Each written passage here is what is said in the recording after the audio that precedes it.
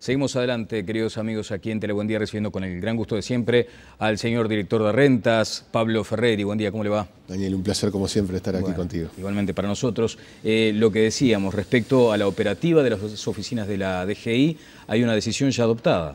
Sí, nosotros habíamos tomado en el día de ayer la decisión de que en aquellos lugares donde hubiera alerta roja, liberar a nuestros funcionarios para que no concurrieran, siguiendo un poco la política general del gobierno de tener la menor salidas posibles del hogar. Claro. Entonces, esta alerta ayer era para los departamentos de Maldonado y Rocha, hoy se extendió a Canelones y Montevideo, por lo tanto, en estos departamentos no vamos a estar atendiendo al público para preservar la seguridad de nuestros funcionarios y del público en general. Desde ya, bueno, hay algunas características del propio edificio central de la DGI que hacen también tomar con mucha atención este tipo de advertencia, ¿no? Una superficie vidriada importante. Sí, es un muy lindo edificio, es una superficie vidriada, está en una zona alta de Montevideo, además tiene una altura importante, por lo cual lo torna frente a vientos tan fuertes como los que se han anunciado, que se esperan, un poco más inseguro que el promedio. Entonces, por una cuestión de buenas prácticas hemos decidido no atender al público en el día de hoy. Bien, Pablo, hoy nos hemos levantado con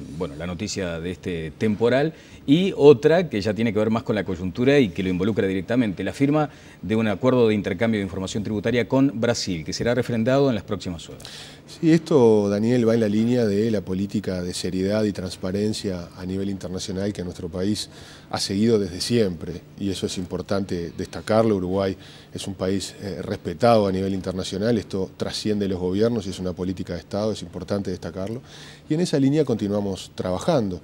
Uruguay ha firmado en los últimos años una serie de convenios para evitar la doble imposición y para el intercambio de información tributaria, lo cual ha vuelto a posicionar a nuestro país en los mejores lugares o dentro de los países que realizan las mejores prácticas a nivel internacional. En esa línea, Uruguay estaría firmando en el día de mañana el convenio de intercambio de información tributaria con el país hermano de Brasil, que tiene una adenda donde se establece el compromiso de en el plazo de un año también firmar un acuerdo para evitar la doble imposición, lo cual es bien importante, Daniel, a los efectos de la erradicación de inversiones, ya que con este convenio firmado no sufrirán imposición tributaria en los dos países a la vez. Ahora estaba sucediendo eso, digamos, era un tema a salvar, el de la doble imposición para algunas inversiones brasileñas en Uruguay, por ejemplo. Sí, más allá de que hay casos, tanto en la normativa brasileña como en la normativa uruguaya, que evitan por sí solas algunas cuestiones de doble imposición, pero al haber un convenio firmado por ambas partes, todos estos problemas desaparecen en su totalidad. Bien, con algunas particularidades, si analizamos, por ejemplo, la situación con Argentina.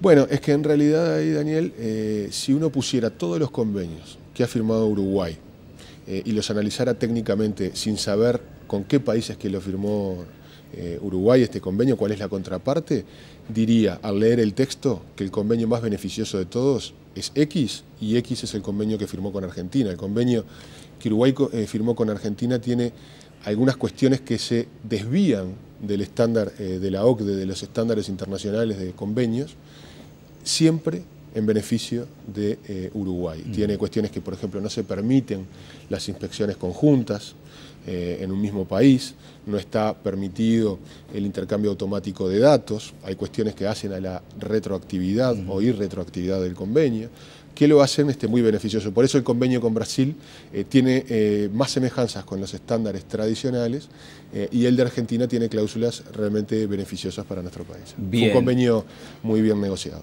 Allí, Pablo, desde su punto de vista, ¿cómo influye lo político, el establishment político para probablemente refrendar uno con Brasil, que usted dice que es tradicional, y esperar un poco con Argentina en atención a lo que se entiende como circunstancias de hostilidades del gobierno de Cristina Fernández? Sí, estos temas, obviamente, el Parlamento de nuestro país es la legítima expresión del voto popular, son quienes han sido electos, pero en mi opinión este tema, todos los temas de fiscalidad internacional no deben de ser mirados en función de la relación bilateral únicamente con la contraparte, cual sea esta que fuere, sino que deben de ser mirados en un contexto de globalidad internacional y de fiscalidad internacional que ha crecido a pasos agigantados, Daniel. Por ponerte un ejemplo, antes del año 2008 había aproximadamente unos 20-30 convenios firmados de intercambio de información en el mundo.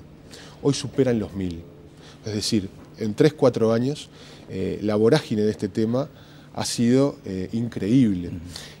Y que Uruguay no firme un convenio con un país A o con un país B, no solo lo posiciona mal en su relación bilateral, sino que lo hace alejarse de los estándares a nivel internacional. La OCDE nuclea a los países que representan más del 80% del PIB mundial. Entonces, Uruguay debería decidir si, como país pequeño, abierto al mundo, con necesidad de relacionarse con el resto del mundo, decide confrontar o pelearse con los países de la OCDE. Claro. Entonces, en ese contexto, es que debe ser analizada la firma de cualquier convenio. Bien, del mismo modo entonces que el Parlamento eventualmente refrende el acuerdo con Brasil, no debería haber impedimentos para hacer lo propio con Argentina. Esa es la conclusión, digamos. Si lo miramos con un enfoque global y de inserción en el mundo de nuestro país y de las trabas que podrían ocurrir si esto no fuera así, los convenios deberían ser tratados de la misma forma y ojalá antes de fin de año puedan estar ratificados por el Parlamento, pero obviamente, reitero, es la legítima expresión de la soberanía popular quien lo decidirá. Mañana usted viaja a Sudáfrica, precisamente a una reunión de alto nivel de la OCDE. Allí transmitirá estos avances que ha tenido Uruguay. De hecho, ya no estamos bajo la lupa aquella de sospecha que teníamos hace un tiempo. No, y eso es bien interesante destacarlo, Daniel. Uruguay en septiembre pasó de la fase 1 a la fase 2 de la revisión entre pares de la OCDE. La fase 1 revisa que todo el marco jurídico del país permita el intercambio efectivo de información. La fase 2 ya se refiere a aspectos prácticos y de implementación de esa normativa. Al pasar Uruguay de la fase 1 a la fase 2, al tener el ok en cuanto a su normativa, Uruguay se ha vuelto a reposicionar en estos temas y quienes mantenemos contactos con el exterior en temas de fiscalidad internacional es increíble cómo ya se han acercado países a hacer cosas en conjunto con nuestro país. Y eso es una muy buena noticia. Ahora vamos a estar en la OCDE, vamos a tratar de generar acuerdos para recibir asistencia técnica y capacitación para poder también transcurrir la fase 2 de esta revisión sin problemas. Bien, Ferreri, a veces la cuestión entre los empresarios suele ser, ¿se protege o se vulnera el derecho a la privacidad en la información tributaria? Bueno, yo creo que ahí, Daniel, tenemos que mantener los dos platos de la balanza absolutamente equilibrados. Acá nosotros no podemos ni permitir que no se cumpla con la normativa tributaria, porque de la recaudación de impuestos depende la financiación de la vida en sociedad, pero eso tampoco debe ir jamás en desmedro de los derechos de los contribuyentes. En nuestro país hay una tradición bien importante de respeto a los derechos de los ciudadanos y esa debe ser mantenida, en particular por la administración tributaria, porque hay veces que tratamos con datos personales, los cuales deben ser protegidos y resguardados como lo establece la normativa dentro del secreto tributario, y hay derechos que además deben ser protegidos por la normativa y así ocurre.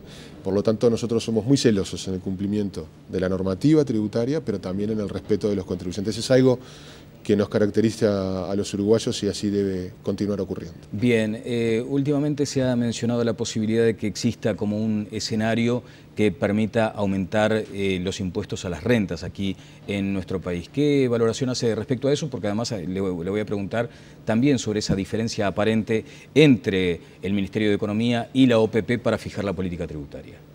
Bueno, en esa materia no han habido, en definitiva, problemas o diferencias conceptuales importantes o de fondo. Lo que en algún momento hubo, y fue de público conocimiento, diferencias instrumentales, pero como siempre en el Frente Amplio estas cuestiones tienen una etapa de discusión y luego una etapa de síntesis. Usted ha sido muy enfático en cuanto a que la política la fija el Ministerio de Economía. Sí, tal cual lo establece la normativa vigente en un Estado de Derecho con funciones delegadas o repartidas. La política tributaria, económica, es fijada por el Presidente de la República en acuerdo con su Ministro de Economía, y en esa línea, tal cual lo hemos conversado, no estaba o no está dentro de las previsiones que está haciendo el Ministerio de Economía el aumento del impuesto a la renta empresarial. Bien, antes de ir al detalle sobre ese punto, le consulto respecto a la pertinencia o no de hacer públicas estas manifestaciones por parte de jerarcas de la OPP. Bueno, primero que nada destacar que el relacionamiento con los compañeros, los queridos compañeros de la OPP es absolutamente cordial y excelente. Estamos trabajando juntos en muchos temas y eso también es bueno destacarlo porque a veces queda una cuestión de enfrentamiento que no es real. Por ejemplo, estamos trabajando codo a codo en lo que es con la reglamentación del ISIR, impuesto que esperamos tener reglamentado y pronto en los próximos meses. Y en definitiva, bueno, hay veces que también estas cosas son buenas que sean discutidas públicamente para que la ciudadanía tome posición. En definitiva, como decía Schumpeter, la historia de un país se refleja más que nada en su historia fiscal. Claro. Entonces, es bueno que estas cosas también sean discutidas públicamente. Yo creo que eso está sano. Bien, ha dicho el propio Pedro Bonomo, que es asesor presidencial, como ustedes saben, que hay margen para aumentar los impuestos a las rentas de capital. Desde el punto de vista de la administración tributaria, ¿ustedes entienden que ese escenario no está determinado? Bueno, claramente quien debe tomar opinión o decisiones sobre política tributaria es el Ministerio de Economía. Nosotros somos administradores de un sistema tributario, pero en lo personal entendemos que en este contexto actual no sería el mejor escenario. Correcto. Pablo, dígame, en aquel momento que se anunció, no hace tanto tiempo, la posibilidad de una inspección a más de 3.000 inmuebles rurales, hubo una reacción de la Federación, de la Asociación Rural. ¿Cómo observan a veces esas manifestaciones también de dirigentes empresariales, en este caso del sector agropecuario? Sí, Daniel, esto tuvo una historia en diversas fases. Sí. En una primera instancia nosotros, sobre fines del año pasado, teniendo la tasa de evasión más baja de América Latina, tomamos la decisión de enfocar nuestra política de fiscalización en aquellos sectores que presentaban niveles de informalidad o de evasión superiores al promedio. Y sobre ellos destacamos una mirada integral e intensiva, pero no solo sobre el agro, también sobre el transporte carretero de cargas, donde hemos tenido una actuación bien importante, incluso en conjunto con el BPS, con liquidaciones millonarias en dólares, esto es importante también destacarlo, o por ejemplo en la realización de eventos de fiestas, eventos empresariales, también ha sido de público conocimiento, y luego también ocurrió con la construcción en Maldonado, y ahora le ha tocado al agro, pero dentro de esa política general. En una primera instancia fuimos acusados hasta de terrorismo de Estado, lo cual queda para el anecdotario y habla en algunas cuestiones de que todavía nos falta avanzar en cultura tributaria y entender que una administración tributaria, cuando vela por el cumplimiento de los impuestos por todos por igual, para todos por igual, no está haciendo ninguna cosa que no esté en su misión, en su cometido esencial. Y a veces es bueno que pase el tiempo porque los números hablan por sí solos. Nosotros hace algunas semanas comentábamos, Daniel, hay 6.267 productores agropecuarios que deben de presentar la declaración del impuesto a la renta agropecuario, 6.267. De ellos, 1.816, casi un 30%, ni siquiera habían presentado la declaración jurada. Es decir, no solo no pagaban el impuesto, sino que además ni siquiera cumplían con la obligación de presentar su declaración jurada. Después había otros 1.612 que para el periodo 2008-2011, que fue el que nosotros analizamos, declararon pérdidas fiscales. Si tomo los dos universos, los 1.816 y los 1.612, el 55% de los contribuyentes que debían de presentar declaración del impuesto a la renta agropecuario o no presentaron la declaración o en años de bonanza histórica para el agro presentaron pérdidas fiscales. Es decir, un 55% tenía rasgos de incumplimiento o por lo menos rasgos llamativos. ¿Y cómo califica esa conducta? Sí. Cuando el 55% está en esta situación es muy llamativo y escapa de los valores promedio de la economía nacional o del cumplimiento en los diversos sectores de la economía. Por lo tanto, nosotros tuvimos que hacer una mirada intensiva sobre este sector y en una primera instancia citamos aproximadamente unos 1.600 contribuyentes que ni siquiera habían presentado su declaración jurada. Es decir, acá no hay una cuestión de me parece que debes más o de que debes menos. Es absolutamente objetivo, no presentaron sus declaraciones juradas. Y además con una situación de una consideración especial. Fijamos un plazo hasta fin de año donde los vamos a estar citando a nuestras oficinas para que cuenten con asesoramiento profesional gratuito para poder realizar estas declaraciones juradas y por lo tanto cumplir con sus obligaciones. Obviamente en aquellos casos que no presenten luego de este plazo la declaración jurada, correrán las sanciones pertinentes como para cualquier hijo de vecino. Claro, Ferreri, para todos los rangos económicos, estamos hablando de productores importantes también. Sí, porque se debe presentar obligatoriamente declaración jurada de impuesto a la renta agropecuaria por dos condiciones, o por su forma jurídica, es decir, que sea una sociedad anónima, lo cual habla de una organización empresarial de ciertas dimensiones, o que haya vendido más de 2 millones de unidades indexadas al año, lo cual son aproximadamente $240.000. Bueno, hay comercios mucho más pequeños que tienen que cumplir con sus obligaciones. Estamos hablando del segmento medio alto, digamos. Exactamente, esto no va en contra de nadie, y eso es importante destacarlo, sino que va a favor de la formalidad, de la formalización, y también, es justo decirlo, a favor de los contribuyentes del sector agropecuario que día a día cumplen con sus obligaciones. Bien, finalmente, a cuenta de conversarlo seguramente sobre la temporada, las circunstancias están determinando un horizonte sombrío, complejo, complicado para la próxima temporada de verano. ¿Eso puede alentar, desde su punto de vista, a que la informalidad crezca en el sector dedicado al verano, por ejemplo? Nosotros estamos con una mirada muy atenta sobre esto por dos cuestiones. La primera, para cobrar exactamente los tributos que correspondan en todos los casos, y eso implica que si la temporada es excelente se debe cobrar mucho, que es lo que marca la normativa, el porcentaje que corresponda, pero si la temporada no es buena también se debe cobrar exactamente lo que corresponda. Y en esa medida estamos trabajando junto con las cámaras empresariales de turismo, hemos tenido reuniones con las cámaras inmobiliarias de Maldonado, estamos trabajando en esa materia, pero también para proteger a los comerciantes honestos que cumplen con sus obligaciones, vamos a tener una mirada muy intensiva sobre el comercio informal, sobre el comercio golondrina. Nosotros ya en los primeros días de diciembre vamos a estar comenzando nuestra actividad en el este para justamente establecer las garantías que se deben establecer a aquellos comercios que se instalan solamente por la temporada y muchas veces desaparecen sin cumplir con sus obligaciones y perjudicando no solo a la administración, al Estado en general, sino a los comerciantes que compiten cumpliendo con la ley. Bien, ¿el flanco más débil allí sigue siendo el sector gastronómico?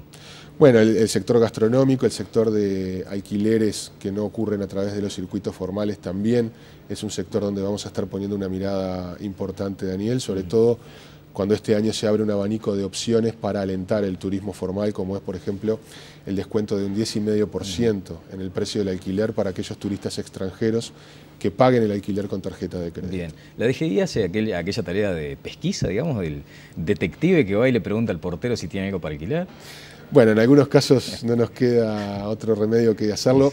Tratamos de recurrir cada vez más al herramental tecnológico de punta, a cruzar datos de una forma previa de manera importante, Daniel, pero hay veces que el cuerpo a cuerpo sigue siendo necesario. Y sí. Bueno, muchísimas gracias y que tenga buen viaje. Esperemos su regreso de Sudáfrica con noticias alentadoras para el país respecto a esta reunión de la OCDE. Sin dudas así será y un placer como siempre. El director de rentas, Pablo Ferreri, estuvo con nosotros. Vamos a la pausa y seguimos adelante en Telebuen Día.